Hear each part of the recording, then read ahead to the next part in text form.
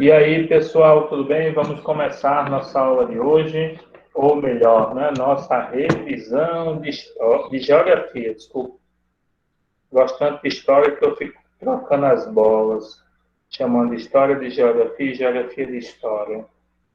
Que história é essa, professor? Vamos lá. Deixa eu entrar aqui com o meu celular, aí eu inicio.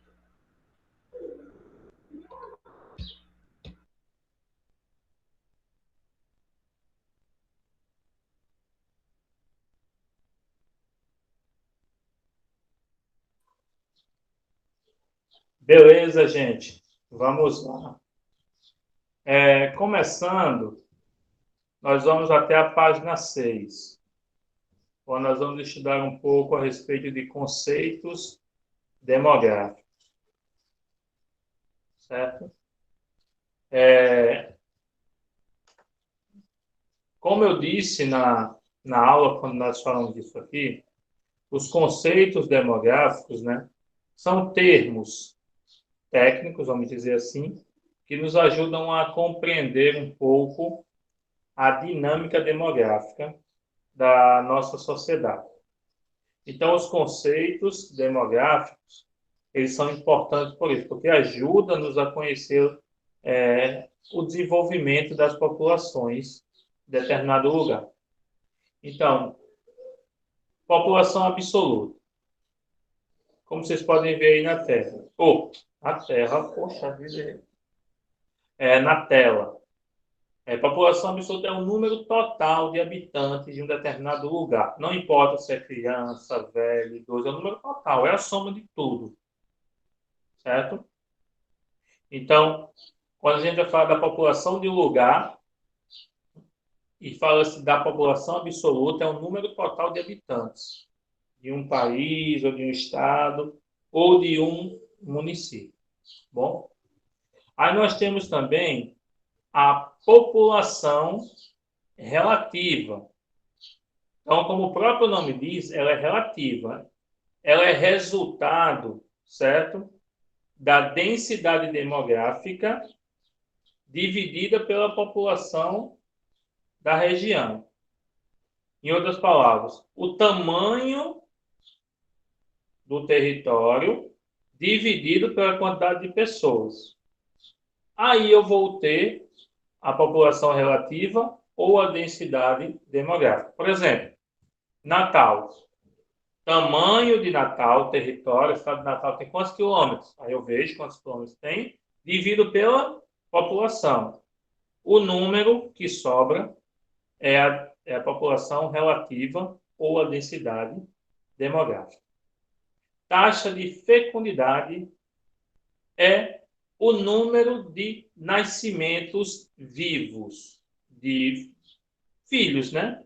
De uma mulher, de mulheres, né, nessa cidade por ano. Por exemplo, qual foi a taxa de fecundidade de São Gonçalo? Eles vão contar no ano de 2020, vão contar quantas crianças nasceram naquele ano. Simples assim. Taxa de fecundidade de São Gonçalo em 2015, aí vai contar quantas crianças nasceram em 2015, certo? Taxa de fertilidade corresponde, não confunda, fecundidade e fertilidade. Corresponde à capacidade média que as famílias podem ter de filhos numa determinada região, país, estado ou município. Certo? Por exemplo, ele dá aqui um exemplo do Brasil. No Brasil, no ano de 1950, a taxa de fertilidade era em média de 6,2 filhos. Então, quer dizer o quê? Que em 1950, as famílias tinham, em média, 6 filhos por casal. Em 2010, esse número já caiu para 1,8 filhos, certo? Então, a taxa de fertilidade é quando você faz uma média da quantidade de filhos que se tem por família naquela cidade, certo? Naquele estado ou naquele país. Expectativa de vida também é muito simples. É o tempo médio de vida de uma pessoa. Quanto tempo, em média, as pessoas vivem. certo? Esse índice leva em consideração alguns fatores, como saúde, certo? O perfil educacional das pessoas que ficaram na escola e também a qualidade de vida. Então, quanto melhor acesso à saúde, quanto mais educação a pessoa tem e quanto melhor a qualidade de vida, maior o tempo de vida, a expectativa de vida de uma pessoa. Taxa de natalidade, certo? Corresponde à relação entre de nascimentos ocorridos e a população absoluta de um lugar. Então, vamos lá, vamos entender isso é importante, viu? Porque são três conceitos muito parecidos e vocês podem confundir. Taxa de fecundidade é o número de nascidos vivos. Taxa de fertilidade é a quantidade média de filhos que uma pessoa tem. E a taxa de natalidade, certo? É a relação entre o número de nascimentos e a população de um lugar. Por exemplo, vamos supor que São Gonçalo, a cada 1.000 nascimentos, existe uma população de 10.000. A cada 10.000 habitantes, há uma taxa de natalidade de 1.000 nascimentos. É uma relação que se estabelece. Então, quanto maior a população, também maior a taxa de natalidade desse lugar. Taxa de mortalidade. Para saber a taxa de mortalidade, certo? Você pega a quantidade de óbitos e divide pela quantidade de população absoluta. Então, você vai ter a taxa de mortalidade. Mesma coisa. Uma cidade... Oi, diga. Então, para achar a taxa de fertilidade, é só dividir a taxa de fecundidade pela população total? Ou só pelo número de mulheres, né? Não, sabe por que não? Porque assim, como você sabe, hoje em dia tem casais que não têm filhos. Entendeu? Então é assim. Hoje em dia, deixa eu ser mais específico, hoje em dia tem casais de pessoas do mesmo sexo. Dois homens podem ter filhos? Não. Não. Então esses aí não vão entrar. Então entra, por exemplo, o número de casamentos, uniões estáveis entre homens e mulheres, certo? E aí você divide pela quantidade de nascimentos. Aí você vai ter uma média de filhos, certo? A taxa de mortalidade é do mesmo jeito. Então, morreram em São Gonçalo 150 crianças. De quanto é a população absoluta? Você pega esse número de mortes, multiplica por 1.000 e divide pela quantidade da população absoluta. Você vai ter um resultado que é a taxa de mortalidade. Vamos fazer o número prático para a gente entender aqui? Deixa eu abrir a calculadora aqui. Vamos lá. Vamos supor que morreram 150. 150 vezes 1.000 dá igual a 150.000. Dividido por, eu acredito que São Gonçalo deve ter uns 300.000 habitantes. Vamos botar 300.000. Igual a 500. A taxa é 5,0. 5,0 das crianças, 5% das crianças que nascem, felizmente, falecem. Entendeu? Então é basicamente assim: você pega o número de mortes, multiplica por 1.000, divide pela população total do município, do estado ou do país. Aí você tem a taxa de mortalidade. Crescimento vegetativo ou crescimento natural. Então, crescimento vegetativo é a diferença entre a taxa de natalidade e a taxa de mortalidade. Então, vamos lá. Taxa de natalidade deu 8 crianças. Taxa de mortalidade, 5. Então, qual foi o crescimento vegetativo? 3. É a diferença. Certo? A diferença. Vamos lá. Taxa de natalidade 5, taxa de mortalidade 10. Então, teve crescimento vegetativo? Não. Não teve crescimento. Pelo contrário, teve diminuição, né? Porque faleceu mais do que nasceu gente. Então, crescimento vegetativo é a diferença, né, entre a quantidade de nascidos e a quantidade de morridos, como diria o outro.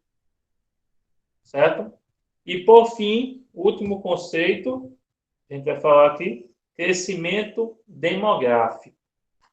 É a diferença da taxa de natalidade, taxa de mortalidade e a soma da taxa de entrada e saída de estrangeiros de um país. Vamos entender isso aí para ficar mais claro. Vamos usar o caso do Brasil. Vamos falar de um país. Isso aplica país, né? Primeiro, para saber o crescimento, você tem que ver o crescimento vegetativo. Você tem que fazer aquela diferença. Vamos lá. População do Brasil, 207 milhões de habitantes. Nasceram, deixa eu ver, 10 milhões de crianças. Então, foi para 217, né? Mas morreram 7 milhões de crianças. Diminui. Aí fica 210 milhões de habitantes. Aí agora tem que ver quantas pessoas, quantos estrangeiros entraram ou saíram. 210 milhões, é depois do crescimento vegetativo. Aí entraram no Brasil mais 5 milhões de habitantes. Então aumenta mais 5, né? Fica 215 milhões. E saíram 8 milhões de estrangeiros. Entendeu? Então diminui dos 15, 8 milhões. Então fica 8 menos 15. 8 menos 15 é 14, né? 8 menos 15 é 14. Me ajuda aí, gente. E ao vivo assim fica complicado, dá um branco. É É o quê? 8, É o quê? 8 menos 15. Tem o 15, tiro 8. Fica 7, né? É 7. Seria menos Isso, 7. 7. Então fica 207 milhões de habitantes. O crescimento demográfico aconteceu? Não. Porque não era 207 que eu comecei?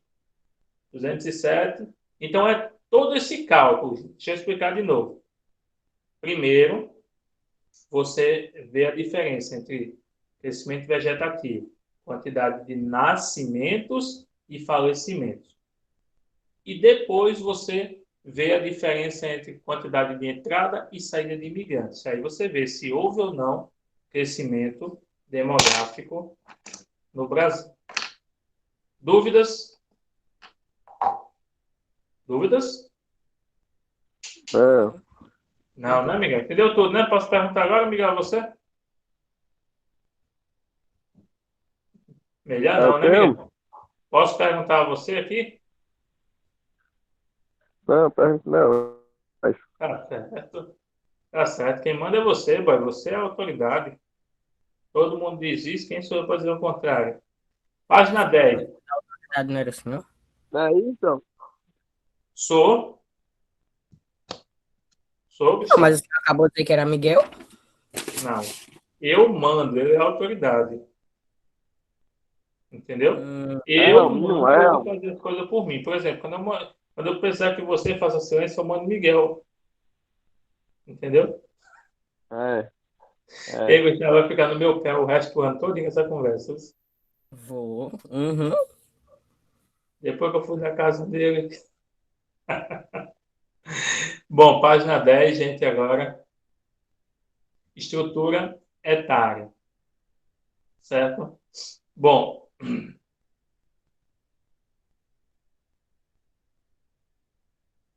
gente, ao longo das últimas décadas no Brasil, vem se notando uma mudança na população. Antigamente, nós éramos um país de muitas crianças e jovens e poucos idosos. Ao longo dos anos, o Brasil vem mudando essa estrutura etária. Estrutura etária, gente, nada mais é do que a distribuição da população em sua faixa etária, certo? Então, está havendo uma alteração da estrutura etária, não só no Brasil, mas também em todo o mundo. E por que isso acontece? Isso está acontecendo por alguns fatores, como diminuição da taxa de natalidade, ou melhor, da quantidade de nascimentos, e o aumento da expectativa de vida, ou melhor, as pessoas estão vivendo muito mais do que viviam antigamente. E por que estão vivendo mais? Porque estão tendo melhores acessos à saúde e melhores condições de vida como um todo, certo? A população idosa está aumentando e aumentará muito até os próximos anos. Se estima, gente, que até o ano de 2050, a população de idosos no mundo ultrapassará a marca de 2,1 bilhões de habitantes. Rapaz, eu acho que vai ser difícil que o coronavírus, viu? Mas tá bom. Então, aí, deixa eu só concluir que eu falo um comentário sobre isso. E no ano de 2100, estima-se que tenham 3,1 bilhões de idosos. Certo? Hoje, no mundo, já existe Praticamente metade da aproximadamente... população, né, Raimundo? Não, mas calminha, porque também para 2100 a Sim, perspectiva da população vai aumentar. é de ser superior a 10 bilhões de habitantes. Então, não é a metade, não. Certo? Então, Mas eu hoje... digo comparado atualmente. Seria praticamente Isso. metade, né, da população. Se for olhar hoje, é quase a metade da população, né? Se estima que hoje existam no nosso planeta quase 1 bilhão de pessoas acima dos 60 anos. Principalmente no continente europeu, que é um continente envelhecido, vamos dizer assim, né? Então, hoje, certo? Na Europa, 25% das pessoas que vivem na Europa têm mais de 60 anos. Entenderam? 25% das pessoas que vivem na Europa têm mais de 60 anos. Bom, nessa página, só isso, só estrutura etária. Foi o combinado. Certo? Alguma dúvida sobre isso? Só o que você tinha que entender Não. aqui, Não, nesse eu ponto só aqui, tenho uma dúvida no mapa abaixo. diga aí. Porque o território da Coreia do Norte está em branco. Eles não postam, Isso, porque não se enviam dados fornece sobre. dados, é como diz aí, né? Sem dados. A Coreia Sim. do Norte, o Vietnã também, certo? São territórios que não fornecem dados. Regime, ainda tem, pronto, aqui na África, tem um país aqui, ó, do lado do Egito. O Egito, e tem um país também, eu não lembro que país é esse não, de cabeça, sabe? Também não fornece dados. Então, tem alguns países que não fornecem dados, certo? Então, não dá para saber exatamente as informações desse país. Então, nesse ponto aqui, gente, só que você tem que ficar atento é o entender e saber explicar por que a estrutura etária está mudando, certo? Por quê? Diminuição da taxa de natalidade, aumento da expectativa de vida, melhora nas condições de vida como um todo, certo? Envelhecimento da população, é a Europa, Na África é a população mais Líbia. envelhecida. Oi? É a Líbia, na África. É a Líbia? Show de bola. Uhum. Tá em guerra civil, por isso. A Líbia está em guerra civil, o povo vive fugindo para a Europa e morrendo afogado no mar Mediterrâneo. Gente, eu ia até falar sobre isso, era o quê, hein? Sim, quando falaram de coronavírus, né? Tem um colega meu que disse, esse meu colega ele é meio pirado, digo até assim, vou nem dizer o nome dele, né? Está sendo gravado. Esse meu colega ele é meio pirado. Ele é meio adepto das teorias das conspirações. Ele acredita que o coronavírus literalmente tenha sido encomendado para dizimar populações idosas, certo? Então, é uma doença encomendada para Realmente, dizimar. Raimundo, eu ouvi sobre esse assunto. Disseram que na Itália, quando começou os altos índices de morte, disseram que eles fizeram a bioautópsia dos corpos que morriam de coronavírus. Daí disseram que um arquivo secreto dizia que, na verdade, era uma bactéria que tinha sido exposta a certo tipo de radiação, Superradiação, sim, que superradiação. transformava num vírus. Aí o que é que acontece? Mas tudo é balela, porque esse mesmo documento que você viu, eu vi também, e ele dizia que a ONU havia tomado conhecimento que iria revelar, e até agora ninguém falou de nada disso. Uma questão tão importante, o governo italiano também não ficaria calado, teria ido à mídia, a público, em todos os noticiários, ninguém viu isso. Então, pode ser só fake news, lançado para corroborar com essa história de teoria da conspiração. Eu só acredito quando todos os noticiários estiverem dizendo. Quando a gente vir só um post passando em WhatsApp, passando em Instagram, eu não acredito. Mas quando a mídia global começar a noticiar, é porque é verdade. Certo? É como na programação tem uns comerciais falando como identificar fake news. O primeiro ponto é identificar a agência que está divulgando. É uma agência de credibilidade? É uma agência de credibilidade mundial? Então, esse é um dos pontos, né? Então, quem compartilhou diz ser uma carta do governo italiano, mas ninguém viu essa carta na mídia global em canto nenhum, só viu nas mídias sociais. É perigoso também acreditar nisso. Então, por isso que eu digo, né, que ele é meio maluco, porque ele vê essas coisas, ele acredita. Ele toma medidas para a vida dele com base nesse tipo de coisa. Pode ser que ele esteja certo e nós estejamos errados, que não acredito, né? Mas eu não acredito, porque fazer uma coisa como essa implicaria em dizer que todas as grandes nações estão empreendidas em um projeto de genocídio da população mundial. Eu não acredito nisso. Porque se a gente for ver aí, não morreu só gente desconhecida, não. Morreu muita gente famosa também. Muita gente famosa morreu. Então, se fosse uma doença encomendada para matar só pobres e velhos, não teria tantos efeitos colaterais, né? Mas, vamos lá, só queria enfatizar isso, né? Existe uma tese, né, de que existe uma teoria da conspiração que quer diminuir a população para que a gente não chegue a números alarmantes. O, o vídeo que ele mandou para mim, gente, diz que hoje a quantidade de alimento que é produzida no mundo já é a quantidade limite para alimentar de forma, digamos assim, satisfatória a população. Se passar disso, já vai deixar pessoas em situação delicada. Mas já vivem pessoas assim. Dentro da nossa própria cidade, já tem pessoas que passam fome. Vamos lá. Agora nós vamos à página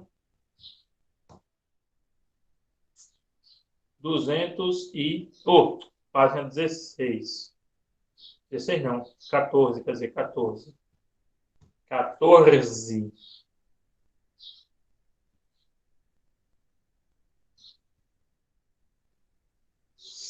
Aqui, a distribuição da população mundial. Bom, gente, ele começa falando que o nosso planeta ele tem um problema de distribuição com a população. Ele começa falando que os dois países, China e Índia, juntos têm um terço da população mundial, certo? Dois só países têm um terço. Imagine uma pizza de 6 fatias. Quer dizer que 2 duas fatias são a China e a Índia. As outras 4 fatias é a população de todo o mundo. Certo? E aí ele começa a explorar o porquê dessas grandes concentrações populacionais e da má distribuição. Então, por que se concentram pessoas? Primeiro, fatores naturais. As pessoas buscam viver em áreas litorâneas, próximas a curso de águas. Então, aqui no Brasil também, a grande maior parte da população brasileira vive próximo do litoral. Por quê? Porque é muito mais atrativo, a temperatura é mais agradável e existe uma oferta de água muito boa e melhores condições climáticas. Diferentemente do que viver em desertos, montanhas, regiões muito frias ou regiões que têm dificuldade para a existência da atividade humana. Então eu pergunto a você, se eu for perguntar, o que é melhor, gente? Viver no deserto ou viver próximo da praia? Será unânime, todo mundo vai dizer que é viver próximo da praia. Por quê? Porque ele tem melhores condições de vida. O segundo fator, gente, que ele aponta aqui, são fatores econômicos e históricos. Então, uma região onde tem bastante indústria, bastante comércio, bastante prestação de serviço, é uma região onde tem bastante oportunidade de renda, trabalho para as pessoas. Então, as pessoas se concentram nessas áreas porque querem melhores condições financeiras de vida. Não foi por isso que a população se concentrou em São Paulo? Porque São Paulo foi o primeiro estado a se industrializar no Brasil. Então, as pessoas se acumularam em São Paulo. Outro ponto também é a questão histórica, certo? Existem algumas regiões que até hoje enfrentam conflitos. Por quê? Porque historicamente é uma região de disputa. Por exemplo, a região da Palestina. Ali, aquela terra onde tem Jerusalém, Israel, aquele meio de mundo. Desde que o mundo é mundo, ali é assim, gente. Guerra em cima de guerra. Só explicando um breve contexto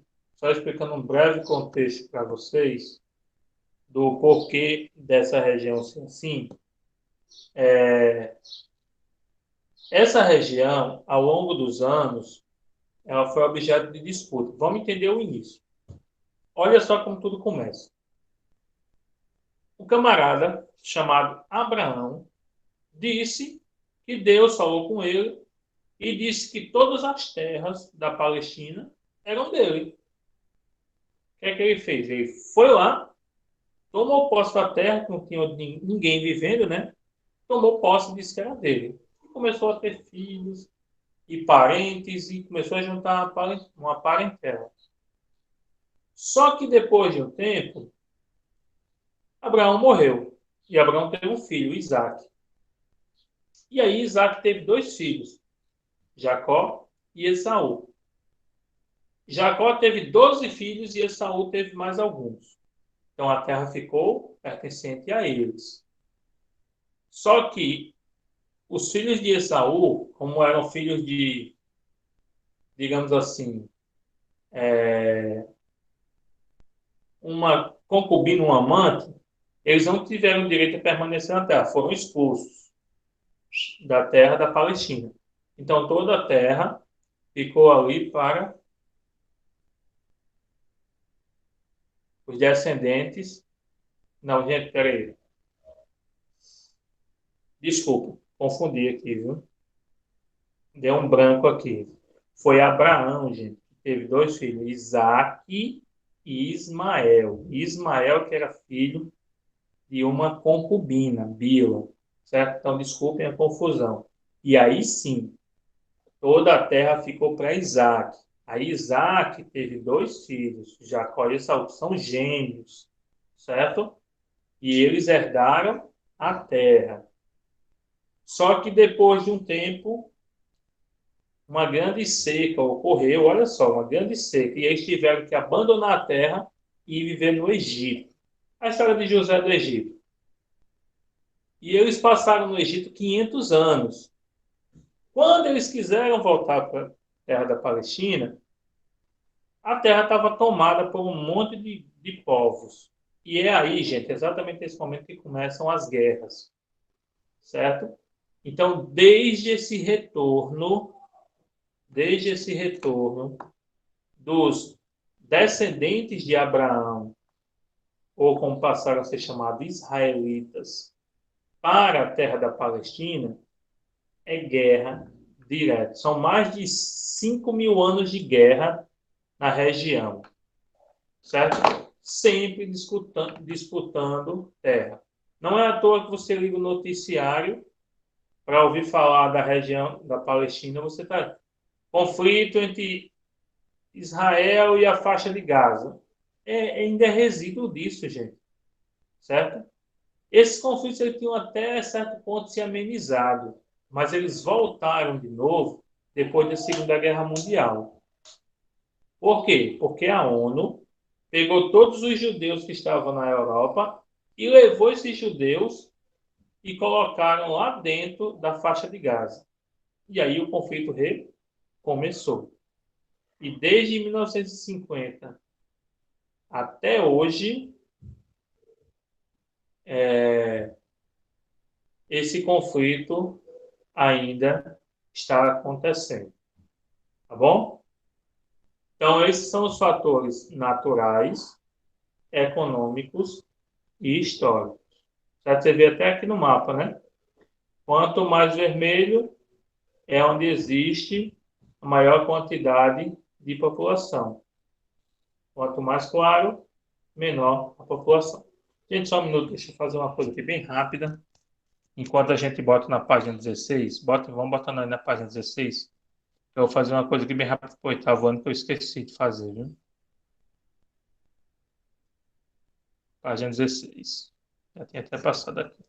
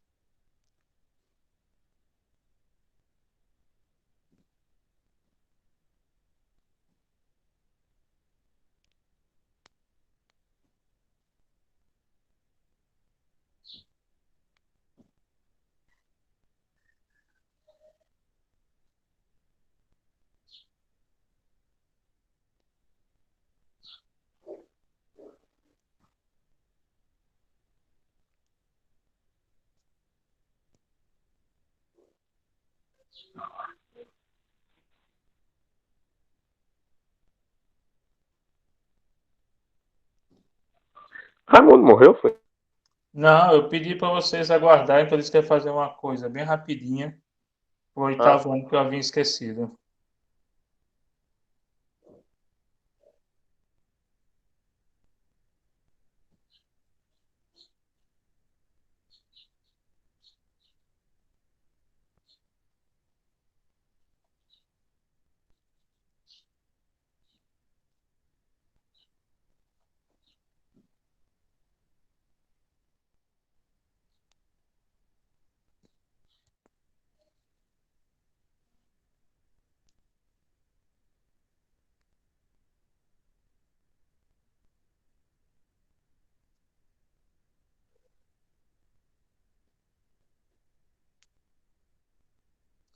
Que eu esqueci, gente, de colocar na plataforma a atividade deles. Tô colocando aqui agora. Mas pronto, terminei já.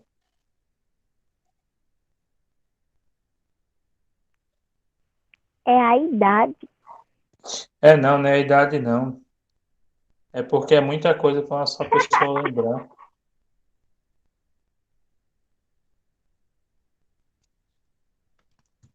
Eu, às vezes, talvez até eu tenha algum problema neurológico, sabe?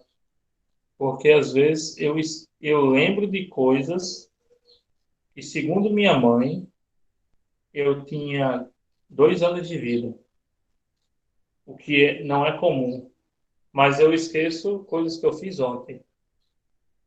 Sei lá, é como se a minha memória está cheia. É, muita coisa antiga e pouco espaço para as novas coisas. Mas, Vai lá, iPhone. vai ver.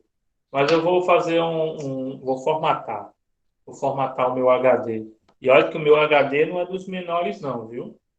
Meu HD ele é um HD até certo ponto vantajoso. Você é da velha guarda esse HD aí, ó. É, né? Certo. Ainda bem que eu não botei a nota de ninguém. Bom, gente, Eita, cara. agora nós vamos falar sobre os movimentos das populações. 108, 168 GB. Eu diria que são 168 terabytes. Giga. Giga, quem tem a cabeça é meu filho, que é pequenininha. O meu é a tera mesmo. Bom, vamos lá. Movimento das populações. Hoje em dia, gente, a gente sabe que alguns fenômenos vêm fazendo com que as populações mudem, ou melhor, migrem de um lugar para o outro. E que fenômenos são esses? São invasões, guerras, conquista e etc. E etc. Certo? E hoje também nós estamos vendo fenômenos como fenômenos naturais, fazendo com que muitas pessoas abandonem determinadas regiões. Tem regiões que estão muito Aquele mais. negócio dos gafanhotos. Ei, Raimundo, aquele negócio dos gafanhotos possa ser um negócio natural, assim? Ou não? Sim, com certeza. Fenômeno natural. Agora, eu não sei se vai ser suficiente para retirar as pessoas. Se fosse nós estivéssemos falando de 300 anos atrás, 200 anos atrás, com certeza. Essa nuvem de gafanhoto iria destruir tudo e iria fazer com que as pessoas tivessem que sair. Mas hoje em dia, com a quantidade de venenos que se tem, lá na Argentina, já chegaram a matar mais de 2/3 da nuvem, pulverizando com inseticidas e para matar os gafanhotos. Ah, Então, então. a nuvem perdeu todo aquele poder de destruição que tinha. Já vai causar muito estrago? Vai. Mas agora não é mais suficiente para acabar com países como ela vinha fazendo quando chegou na Argentina. Certo? Então, fenômenos naturais acontecendo ao longo do tempo. Certo? Então, primeiro, o ser humano ele era nômade. E ele ficava se deslocando de um lugar para o outro em busca de melhores condições de vida. Só que com o passar do tempo, ele passou a ser sedentarista, né? Ou melhor, ele passou a ser fixo, graças à descoberta da agricultura, domínio do fogo e etc. Certo? Só que algumas coisas têm feito com que grandes populações locais busquem melhores condições de vida ao longo dos anos, certo? Sobretudo em países pobres. Então, nós estamos vendo grandes ondas migratórias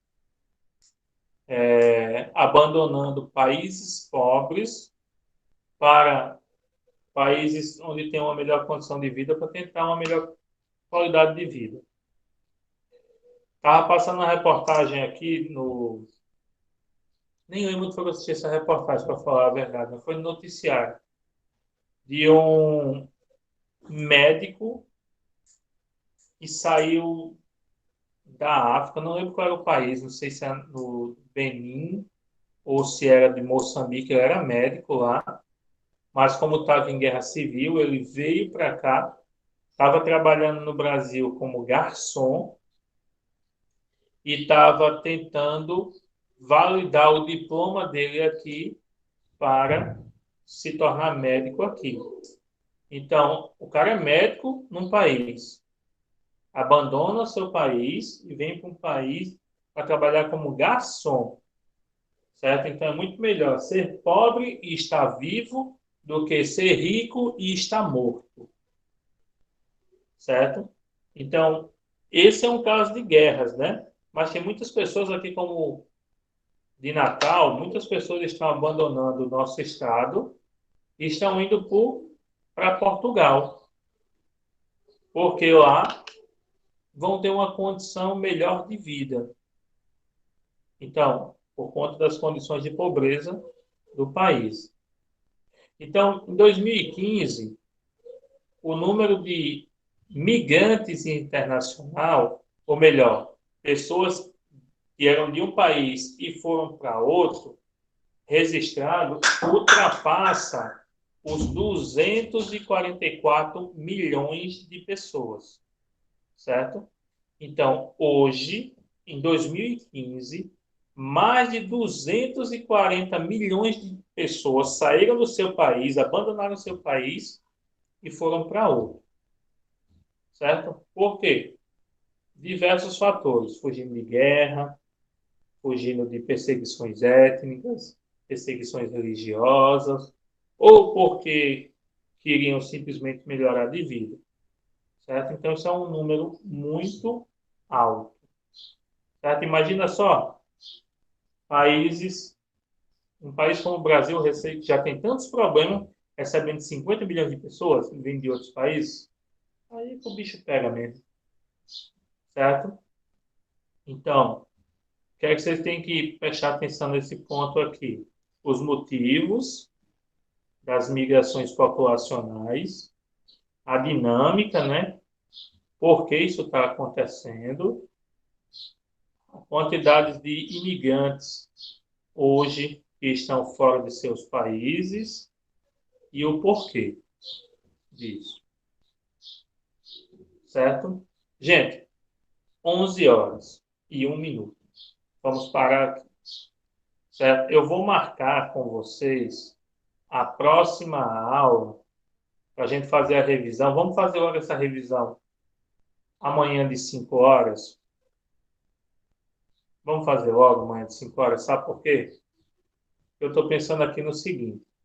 Se a gente for deixar para depois, tá mais para frente, aí a gente vai estar no meio das provas. Aí pode ser que eu seja chamado a atenção depois, sabe? Vamos fazer logo amanhã de 5 horas? Pode ser amanhã de 5 horas? A gente Pode. conclui. Só 30 minutos de aula, só mais 2 tópicos, aí eu já adianto, certo? Então, o que é que nós vamos estudar para a prova de geografia? Está sendo gravado, né? Página 6, conceitos demográficos. Estrutura etária, página 10.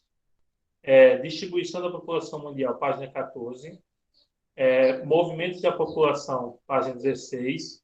E aí a gente estuda a 27. Esses 2 tópicos, 26 e 27. Certo? São só 2 tópicos. O que é a urbanização e a história das cidades. E aí, ó, 15, 30 minutinhos no máximo de aula amanhã de 17 horas. Aí a gente fecha aí. Certo? Aí fica descartado páginas 28, 29 e 31. Estamos combinados? Amanhã, 17 horas. Tá de boa. Tá Tá de de boa. boa? Yasmin, tá de boa? Tá de boa. Tá de boa, boy. Eliane, tá de boa? De boa. Maria Eduarda, tá de boa? Tá de boa, Raimundo.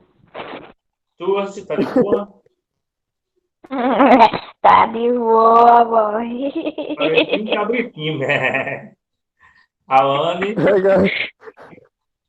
saiu antes de eu perguntar. Bom, então estamos marcados para amanhã, 17 horas. Só 30 minutinhos para a gente fechar essa revisão, tá bom?